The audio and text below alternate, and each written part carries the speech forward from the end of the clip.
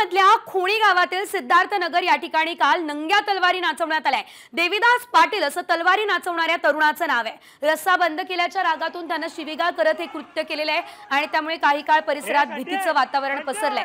या प्रकरणी निजामपूर पोलीस ठाण्यामध्ये गुन्हा सुद्धा दाखल करण्यात आलेला आहे।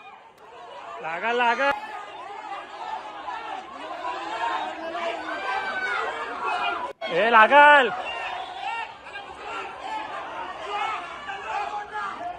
हे संजय साम टीव्हीचे एक्सक्लुझिव्ह दृश्य आपण पाहतोय। भिवंडीमध्ये आता गुन्हा देखील या प्रकरणी दाखल झालेला आहे। लागल नंग्या तलवारी नाचवण्यात आलेल्या आहे, त्यामुळे हा गुन्हा दाखल करण्यात आलेला आहे। या दरम्यानचा व्हिडिओ आता समोर आला असल्याचं देखील आपण पाहू शकतोय।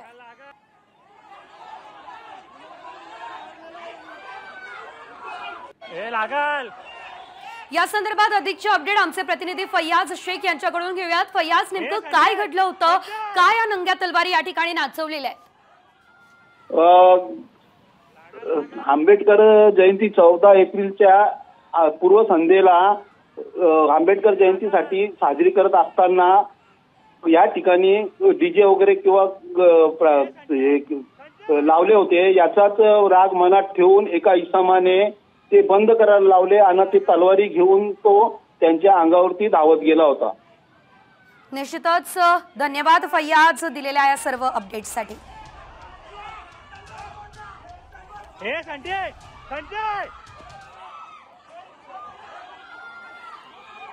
तर भिवंडीमध्ये गुन्हा सुद्धा दाखल झालेला आहे। ही संपूर्ण घटना सुद्धा भिवंडीमध्ये घडलेली आहे। एकंदरीत आपण जर बघितलं तर भिवंडीमध्ये नंग्या तलवारी नाचवण्यात आलेल्या आहेत।